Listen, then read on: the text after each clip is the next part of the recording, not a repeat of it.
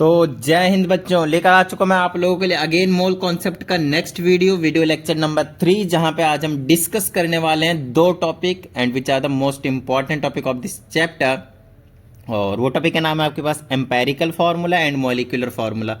सो no doubt उसे हम अभी डिस्कस करेंगे, but before that we have to understand concept of percentage composition. ठीक है ना, परसेंटेज कॉम्पोजिशन। अब देखिए, परसेंटेज कॉम्पोजिशन को जनरली हम मास परसेंट के नाम से भी जानते हैं। तो एक ही बात है, अगर आपको परसेंट निकालना आता हो तो ये काम बहुत ज़्यादा आसान लगेगा आप लोगों के लिए। ठीक है, ओके। तो देखिए, मास परसेंट हम कैसे कैलकुलेट करते हैं, बहुत ही अच्छे तरीके से समझिएगा।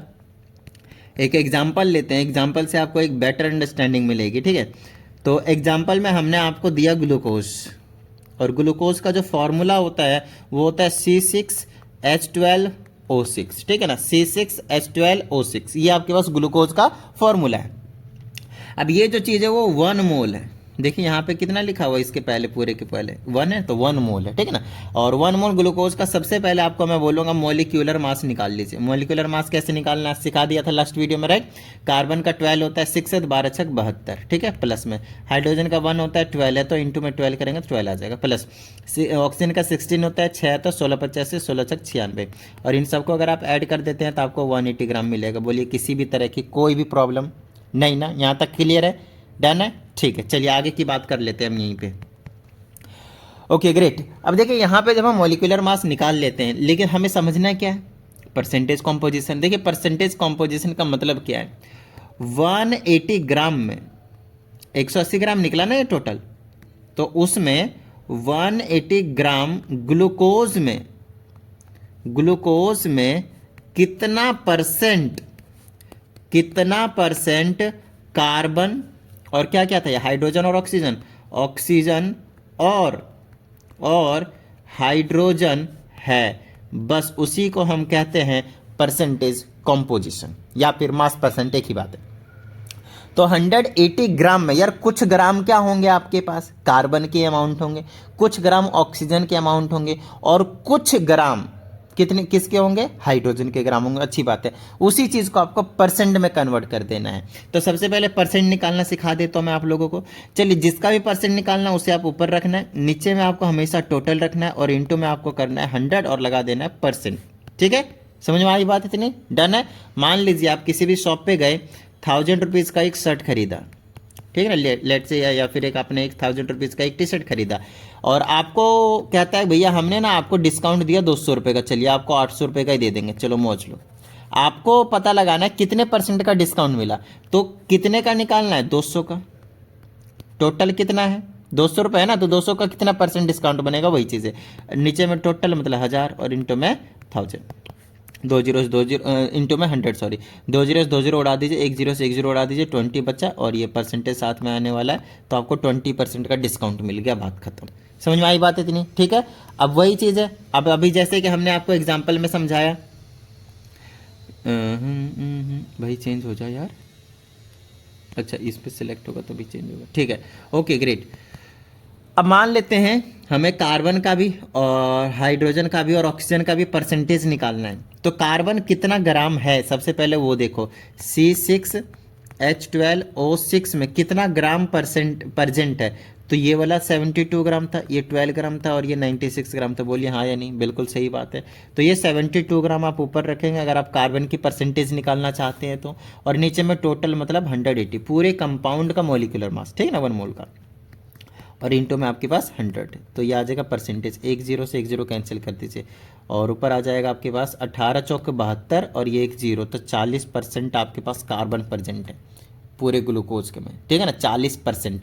हाइड्रोजन की बात करेंगे तो हाइड्रोजन का मास है 12, नीचे आ जाएगा टोटल 180, और इंटू में आपके पास 100%, ठीक है, परसेंट 1 0 से 1 0 कैंसिल हो गया, ठीक है, ओके ग्रेट। इसको काटते हैं तो ये आ जाएगा कितने, 6 से काट देता हूँ, ये 2 बार में और ये 3 बार में, ऊपर बचा 20, नीचे बचा 3, इससे जब इसको डिवाइड करेंगे तो 6.67% आ जाएगा। कोई दिक्कत, नहीं, ठीक है। अब 100% होते हैं टोटल कंपाउंड, तो 40 एंड 6 ये है, तो रेस्ट जो रिमेनिंग बचेगा वो 100% क्या होने वाला है आपके पास, ऑक्सीजन होने वाला है। चाहे आप निकाल सकते हैं, नहीं तो इन दोनों को ऐड करके आप 100 में से सब्ट्रैक्ट भी कर सकते हैं, बात एक ही पड़ेगी, ठीक है। Okay great. और ऑक्सीजन है आपके पास 96 ग्राम। चलिए तो 96 अपॉन में 180 कर सकते हैं और मल्टीप्लाई में कितना कर देंगे हम, 100%, ठीक है। 0 0 कैंसिल कर दीजिए, काट देता हूँ 6 से, 6 3 18, 6 एकम 6, 6 6 36, फिर 3 से काटूंगा तो 53 पॉइंट समथिंग बन जाएगा, ठीक है ना। वो 53 पॉइंट समथिंग 33% बनेगा। अब इन तीनों को जोड़ लीजिए, अगर 100% आया तो ही आपने सही किया, अदरवाइज गलत किया। तो आई होप आपको समझ में आया होगा कि परसेंटेज कॉम्पोजिशन कैसे निकालते हैं। टोटल में किसी की परसेंटेज कितना है उसी को बोलेंगे परसेंटेज कॉम्पोजिशन। आई होप ये चीज़ समझ में आई होगी आपको, ठीक है। ओके चलिए, अब मैं आप लोगों को लेकर चलता हूँ empirical formula and molecular formula के पास, ठीक है। Okay great. तो सबसे पहले देखिए हमारे पास क्या है, हमारे पास है मॉलिक्यूलर फार्मूला, ठीक है। मॉलिक्यूलर फार्मूला क्या होता है वो बताता हूँ। तो मॉलिक्यूलर फार्मूला का मतलब हो गया C6H12O6, मतलब जिस स्टेट में, जिस फॉर्म में वो एग्जिस्ट कर रहा है उसी को हम कहते हैं एक तरीके से मॉलिक्यूलर फार्मूला। कोई टेंशन वाली बात नहीं है। लेकिन अगर आपने ध्यान समझिएगा, इसको एक सिंपलेस्ट फॉर्म में लिख दिया, अगर आपने इसको एक सिंपलेस्ट फॉर्म में लिख दिया तो उसी को हम बोलते हैं एम्पेरिकल फार्मूला। अब बात आती है एम्पेरिकल फार्मूला, सर हम सिंपलेस्ट फॉर्म में लिखें तो लिखें कैसे, समझ में आ रही है ना बात। हम लिखें तो भाई लिखें कैसे, तो देखिए यहाँ पे आपको क्या करना है, ये 6 है, ये 12 है, ये 6 है। क्या जितने भी इसमें एलिमेंट्स होंगे, ध्यान रहे, कार्बन हाइड्रोजन ऑक्सीजन जितने भी हैं, सबके जितने भी नंबर होंगे वो कैंसिल आउट होने चाहिए एक कॉमन नंबर से, जो कि यहाँ पे हो रहा है 6 से तीनों नंबर कैंसिल आउट हो जाएंगे। तो आप 6 से इसको कैंसिल आउट कर दीजिए, तो 6 से इसको काटेंगे तो 1 टाइम्स में 1 लिखने की ज़रूरत नहीं, ठीक है ना। ओके, उसके बाद हाइड्रोजन है, तो हाइड्रोजन आपके पास कितने हैं, 2 बार में कटेगा 12 है।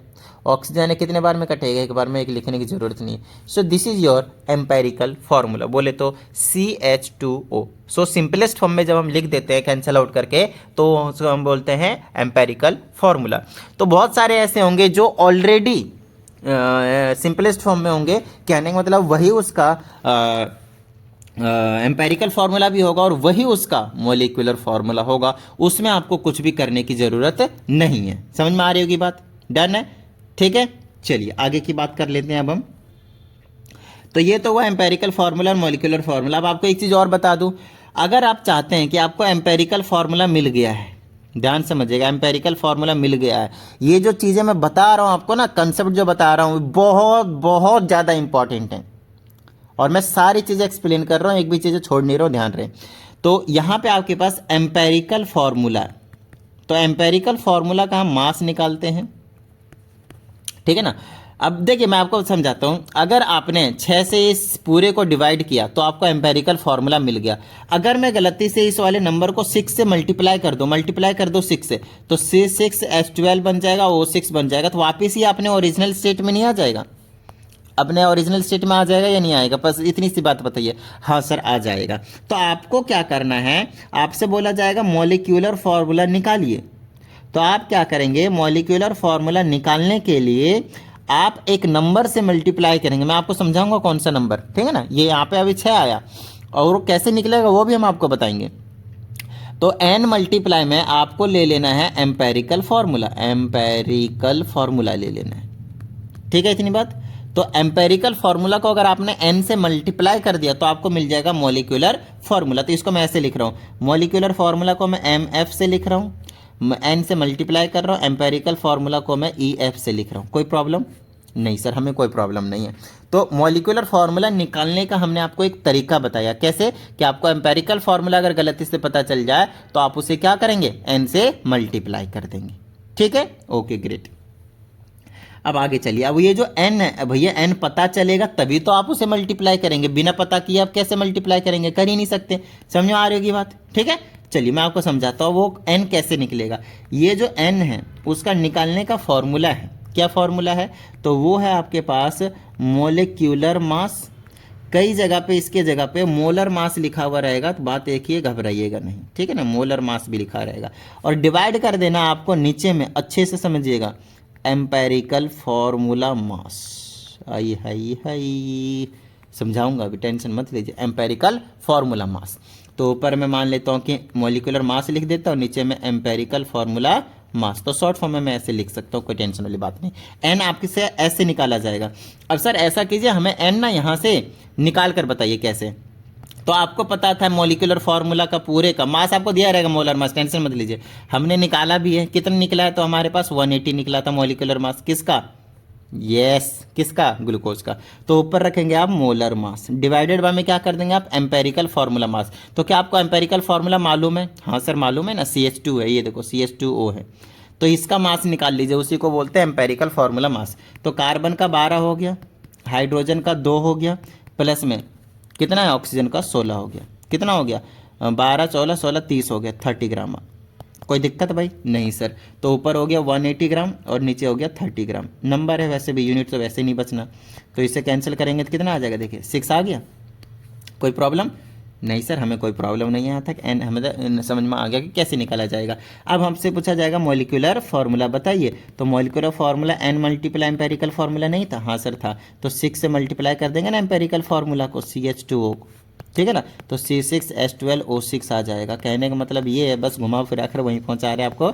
मॉलिक्यूलर फार्मूला निकालने के लिए मॉलिक्यूलर मास की जरूरत पड़ेगी, फिर से समझ लीजिए, मॉलिक्यूलर फार्मूला निकालने के लिए एक तो एम्पेरिकल फार्मूला चाहिए होगा, दूसरी चीज मॉलिक्यूलर मास चाहिए होगा, ठीक है। और कई बार आपको मॉलिक्यूलर मास की जगह पे वेपर डेंसिटी गिवन होंगे, जो कि मैंने आपको लास्ट वीडियो में इनके बीच में रिलेशन बताया था कि अगर आपको मॉलिक्यूलर मास चाहिए तो आप वेपर डेंसिटी को डबल कर दीजिए, आपको मॉलिक्यूलर मास निकल कर आ जाएगा। और एक बार अगर आपको मॉलिक्यूलर मास निकल गया और फार्मूला मास हो, मतलब एम्पेरिकल फार्मूला हो, फिर आराम से एन निकाल लेंगे और एम्पेरिकल फार्मूला को एन से मल्टीप्लाई करके मॉलिक्यूलर फार्मूला निकाल लेंगे।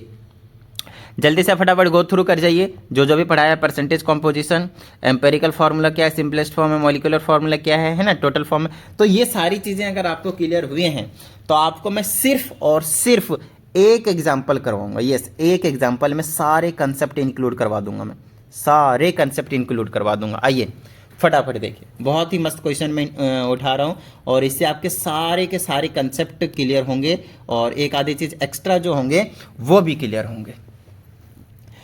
तो सबसे पहले क्वेश्चन लिखते हैं। तो आपके पास गिवन है एक ऑर्गेनिक कंपाउंड, ठीक है। तो ऑर्गेनिक कंपाउंड वो होते हैं जो जनरली कार्बन एंड हाइड्रोजन से बने होते हैं, जिसमें आपके पास नाइट्रोजन, ऑक्सीजन, सल्फर जैसे, फास्फोरस जैसे कंपाउंड भी कई बार देखने को मिल सकता है, ठीक है। तो एक ऑर्गेनिक कंपाउंड है जिसमें हमसे कहा जा रहा है 20% कार्बन है, तो कार्बन की परसेंटेज उसमें 20%, अभी बताया नहीं परसेंटेज कॉम्पोजिशन क्या होते हैं। तो कोई भी अगर कंपाउंड है तो उसमें कार्बन हो सकता है और कार्बन की परसेंटेज 20 है, ठीक है। दूसरी चीज़ हाइड्रोजन है, हाइड्रोजन की परसेंटेज है 6.7 परसेंटेज है। तीसरी चीज़ है आपके पास नाइट्रोजन, तो नाइट्रोजन की जो परसेंटेज है वो है 46.67% है। कोई प्रॉब्लम नहीं सर। अच्छा, रेस्ट ऑक्सीजन कह रहा है रेस्ट ऑक्सीजन मतलब जो बच गए। अब आपको पहले बता रखा है कि भैया परसेंटेज कॉम्पोजिशन में टोटल 100% होता है। अब 100% होता है, इसका मतलब इन तीनों का सम 100 में से लेस होगा, 100 में से लेस होगा, 100% में से लेस होगा, तो तीनों को जोड़ लो, कितना आ रहा है 46.67 और ये आ जाएगा 20.00, उसके बाद ये आ जाएगा 6.7, ये हो गया 7, 7 6 13 3 बच गया 1 और ये आ गया आपके पास 7 6 13 3 बच गया 1, 7 6 13 3 बच गया 1, 2 4 2 6 1 7। यार इतना ज़्यादा कैसे आ सकता है, लेट मी चेक कितना आ गया 46, इतना ज़्यादा। अच्छा ये वाली ठीक है सही जा रहा हूँ सॉरी माय मिस्टेक। तो ये हो गया 73 पॉइंट, ये तो टोटल हुआ, तो इसको मैं लेस कर दूंगा 73.37 से। बताइए किसी भी तरह की कोई प्रॉब्लम, डन है। और इसको परसेंटेज को माइनस कर देंगे, कितना बचा 26 पॉइंट समथिंग बचेगा, 67 शायद, हाँ 37 है तो 67 बन जाएगा, ठीक है ना, 63 बच जाएगा, सॉरी माई मिस्टेक, टुडिंग 63% बच जाएगा, ठीक है। तो सब्ट्रैक्शन आई होप आपको आता हो। तो ये जो चीज़ है वो आपके पास क्या बचा, ऑक्सीजन की परसेंटेज। तो कई बार आपको इस टाइप के क्वेश्चन में ट्विस्ट देने की कोशिश करेंगे, और ये माइनर सा ट्विस्ट है, इससे क्या ही डरना है ना। ऐसे ऐसे तो हमने पता नहीं 6ठी क्लास में सॉल्व करे हुए हैं, है ना, 6th क्लास। ग्रेट। अगर आपको यहाँ तक क्वेश्चन समझ में आया, अच्छे से समझिएगा, क्वेश्चन समझ में आया है तो साथ साथ समझिए। आपके पास एक ऑर्गेनिक कंपाउंड था जिसमें 4 एलिमेंट है, एक कार्बन है, हाइड्रोजन है, नाइट्रोजन और एक ऑक्सीजन है। समझ में आई बात? डन है, ठीक है, ग्रेट। अच्छा, इसके बाद आपको क्या करना है, आई हाई हाई, अच्छे से समझिएगा। 4 चीजें हैं, इससे हमें एक ऑर्गेनिक कंपाउंड तैयार करना है। देखिए क्वेश्चन यहाँ पे उल्टा है और कुछ नहीं। अभी थोड़ी देर पहले हमने आपको समझाया परसेंटेज कॉम्पोजिशन, जहां पे आपको एक कंपाउंड दिया था वहां से आपने परसेंटेज निकाले। यहाँ पे आपको परसेंटेज दिया है, इसको उल्टा करके आपको कंपाउंड निकालने हैं, और कुछ नहीं, और कुछ नहीं। ठीक है, इतनी बात डन है, ठीक है, ओके ग्रेट। अब यहां से हमें बनानी पड़ती है एक टेबल। अब बात आती है सर ये कौन सा टेबल है, हमने तो 2nd क्लास में टेबल पढ़ा होगा। अरे वो टेबल नहीं, 2 एकम 2 2 दूनी 4, ये वाला टेबल नहीं। तो यहाँ पे बनाना पड़ेगा ये वाला टेबल, समझाते हैं, ठीक है। ओके, तो यहाँ पे देखिए कौन सा टेबल की बात करेंगे। सबसे पहले आप यहाँ पे लिखेंगे एक एलिमेंट, ठीक है, एलिमेंट। उसके बाद इस तरह वाला टेबल। दूसरा लिखेंगे क्या, उसके परसेंटेज गिवन है, ठीक है, कितनी उसकी परसेंटेज गिवन है, ये दूसरा टेबल बनेगा। तीसरा बनेगा रिलेटिव रेशियो का, या फिर आप कह सकते हैं नंबर ऑफ मोल्स लिख लीजिए, जो कि आपको एक बेटर अंडरस्टैंडिंग देगी, नंबर ऑफ मोल्स। तीसरी चीज सिंपलेस्ट रेशियो, बहुत ज़्यादा इंपॉर्टेंट, सिंपलेस्ट रेशियो या फिर होल नंबर रेशियो भी बोल सकते हैं आप इसको, ठीक है ना। ये 4 चीज़ों का आपको एक कॉलम बनाना है। तो एलिमेंट में आपके पास क्या क्या था, सबसे पहले आप वही लिखेंगे। तो एलिमेंट में carbon, hydrogen, nitrogen, oxygen, carbon, hydrogen, nitrogen, oxygen, ठीक है, इतनी बात। Carbon, hydrogen, nitrogen, oxygen. Bracket में आप इनके मास लिखते जाएंगे जो आपको गिवन होंगे, नो डाउट। कार्बन का 12 है, हाइड्रोजन का 1 होता है, नाइट्रोजन का 14 होता है, ऑक्सीजन का 16 होता है, एटॉमिक के फॉर्म वाले, ठीक है। अच्छा, परसेंटेज लिख लीजिए इनके कितने कितने दिए, 20, 6.7, तो यहाँ पे 20 है, ये 6.7 है। उसके बाद आपके पास आ जाएंगे नाइट्रोजन का कितना था, 46.67 था। उसके बाद ऑक्सीजन का हमने निकाला था 26.63 निकला था। बताइए किसी भी तरह की कोई प्रॉब्लम? अब ध्यान से समझिएगा, ये जो चीज़ होती है ना आपके पास, ये जो परसेंटेज होते हैं, इनको हम कहते हैं गिवन मास। सारी चीज़ें एक्सप्लेन कर रहा हूँ, अच्छे से समझते जाइएगा, ठीक है। इनको हम कहते हैं given mass, got it, okay. अब देखिए नंबर ऑफ मोल्स कैसे निकलता था, इसको हम रिलेटिव रेशियो के नाम से भी जानते हैं। तो रिलेटिव रेशियो लिखो, कोई टेंशन वाली बात नहीं, ठीक है ना, रिलेटिव रेशियो। अब देखिए यहाँ पे नंबर ऑफ मोल्स निकालना है अपने को, तो नंबर ऑफ मोल्स निकलेगा कैसे सर, तो निकालो यार। नंबर ऑफ मोल्स का फॉर्मूला क्या होता था, गिवन मास अपॉन में molecular mass, given mass upon में मॉलिक्यूलर मास। अरे लास्ट वीडियो में न्यूमेरिकल भी करवाए इनके बेस पे। तो चलो, गिवन मास कितना है 20, मॉलिक्यूलर मास कितना है कार्बन का ही निकाल रहे ना 12, समझ में आई बात। डिवाइडेड बाय में इसका कितना है 6.7 डिवाइडेड बाय में 1, इसका कितना है 46.67 given mass upon molecular mass कितना है 14, और इसका कितना है आपके पास 26.63 डिवाइडेड बाय में कितना है आपके पास 16। बताइए यहाँ तक किसी भी तरह की कोई भी प्रॉब्लम हो तो फटाफट आप बता सकते हैं, ठीक है।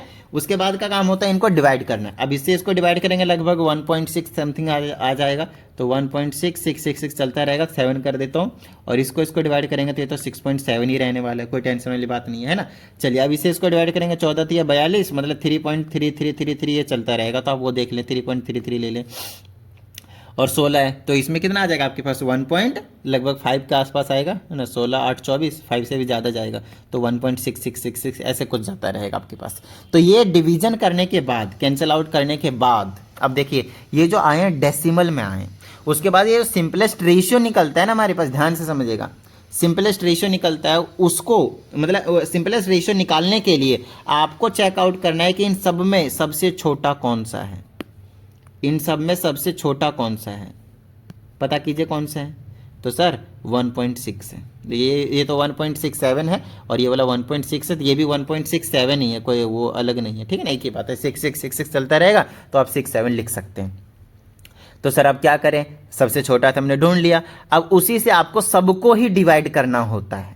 सिंपलेस्ट रेशियो में क्या करना होता है आपको, उसी से सबको ही डिवाइड करना होता है। टेबल समझाते जा रहा हूँ, अच्छे समझिएगा। तो 1.67 को मैं 1.67 से ही डिवाइड करूंगा, फिर 6.7 को मैं 1.67 से डिवाइड करूंगा, फिर 3.33 से डिवाइड करूंगा तो 1.67 को, और फिर से 1.67 को डिवाइड करूंगा तो 1.67 से। और इनको अब क्या करना है, आपको कैंसिल आउट करते जाना और काम जो है वो बनाते जाना है। ठीक है, डन है, ओके ग्रेट। यहाँ पे थोड़ी सी अप्रोक्सीमेशन में भी हम ध्यान देंगे, तो घबराइएगा नहीं। नो डाउट इनको कैंसिल करेंगे तो हमें 1 मिलेगा। अगर मैं इसको कैंसिल आउट करता हूँ, जब आप डिवाइड करेंगे तो लगभग आपको 4 मिलेगा, लगभग आपको 4 मिलेगा, 4 के आसपास। अगेन जब आप इसको अगर आप डिवाइड करेंगे तो लगभग आपको 2 मिलेगा, डबल, इसका डबल मिलेगा। ठीक है ना। अच्छा, जब आप इसको डिवाइड करेंगे तो नो डाउट आपको 1 ही मिलेगा। एक और यहाँ पे कॉलम बन सकता है जिसको बोलेंगे, ये सिंपलेस्ट रेशियो था, सॉरी ये रेशियो था। और अगर आपके पास है होल नंबर रेशियो, इसको होल नंबर रेशियो मत बोल देना, इस वाले को मत बोलना। होल नंबर रेशियो इधर बनेगा, whole number ratio, whole number simplest form वाला इधर बनेगा। अब उस केस में क्या करते हैं हम, लाइक अगर मान लेता हूँ थोड़ी देर के लिए इसको मैं मिटा दूंगा, अगर ये 1.5 होता तो आप देखें यहाँ पे सारे होल नंबर नहीं है, समझ रहे हो ना, यहाँ पे होल नंबर है ही नहीं है, ये 1.5 है। तो उस केस में आपको ऐसे नंबर से मल्टीप्लाई करना है कि ये डेसिमल में रहे ही ना, होल नंबर में आ जाए। तो मैं 2 से मल्टीप्लाई करूंगा और ध्यान रहे फिर सबको करना पड़ेगा। ठीक है ना। तो इसको करेंगे तो 3 आ जाएगा, इसको करेंगे तो 8 आ जाएगा, 6 आ जाएगा, और ये 2 आ जाएगा। सॉरी 3 से मल्टीप्लाई करेंगे, 2 से कर रहे हैं तो ये 4 आ जाएगा। ठीक है, डबल कर देना आपको ताकि ये सिंपल होल नंबर में आ जाए। फिलहाल हमें ज़रूरत नहीं है इस स्टेप की, है ना। पढ़ सकती है, ऐसा नहीं कि जरूरत नहीं पढ़ सकती है, पढ़ सकती है, कई सारे ऐसे क्वेश्चनों में पढ़ सकती है। इस वाले कॉलम की भी जरूरत पड़ेगी, बट अभी हम इसको गायब कर देते हैं। तो देखिए, मैं एक ही क्वेश्चन में आपको सब कुछ बताते जा रहा हूं, किस टाइप से क्या क्या आपके साथ प्रॉब्लम हो सकते हैं, कौन किस टाइप के प्रॉब्लम को आप फेस कर सकते हो। समझ में आ रही है ना बात? Okay great. अब देखिए, ये जो चीजें निकल कर आया है, यही तो मेन था, इसी की तो हमें जरूरत थी, इसी की हमें जरूरत थी। ये कहता है भैया हमारा जो कार्बन होगा वो 1 होगा, देखो, हाइड्रोजन होगा वो 4 होंगे, नाइट्रोजन होंगे वो 2 होंगे, और ऑक्सीजन होंगे वो 1 होंगे। बस यहीं से आपका एम्पेरिकल फॉर्मूला तैयार होता है। कार्बन 1 हो गया, 1 लिखने की जरूरत नहीं है। उसके बाद हाइड्रोजन 4 है, हाइड्रोजन 4 है, नाइट्रोजन कितने थे, 2 थे शायद, हाँ 2 थे, और ऑक्सीजन आपके पास कितने थे, 1 थे। तो 1 लिखने की ज़रूरत नहीं है कहीं पे भी। और ये आपके पास जो निकलता है उसी को हम बोलते हैं एम्पेरिकल फॉर्मूला। बताइए, किसी भी तरीके का कोई भी प्रॉब्लम भाई, किसी भी तरह का कोई भी अगर प्रॉब्लम है तो फटाफट बता दीजिए भाई, मेरे हिसाब से तो नहीं होना चाहिए। तो अगर आपको एम्पेरिकल फॉर्मूला मिल गया तो क्या मॉलिक्यूलर फॉर्मूला निकालना कोई हमारे लिए बड़ी बात है? नहीं सर, आपने तो अभी अभी हमें सिखा दिया है। आइए, तो हमें पता है कि मॉलिक्यूलर फॉर्मूला निकालने के लिए हमें n से मल्टीप्लाई करना पड़ता है, किसको, एम्पेरिकल फॉर्मूला को। तो एम्पेरिकल फॉर्मूला तो है मेरे पास, यहाँ पे ये है, इसको मैं n से मल्टीप्लाई करूंगा, लेकिन सर हमें तो n पता ही नहीं है।